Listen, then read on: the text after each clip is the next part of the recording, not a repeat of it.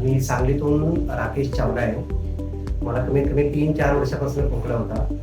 पण तो म्हणजे ऑल ओव्हर सांगलीमध्ये दाखवलेलं, पण कुठं काय होत नव्हतं. पण आमच्या अनिल डॉक्टरांशी, माझे मित्र इथं डॉक्टर अनिल जुमरानी, त्यांनी मला सांगितलं की बाबा इथं असं असं मिरजेत मेटे हॉस्पिटलमध्ये जाऊन तिथं जरा बघ, मग तिथं काय होते म्हणून मी त्या संदर्भात तिथं आलो.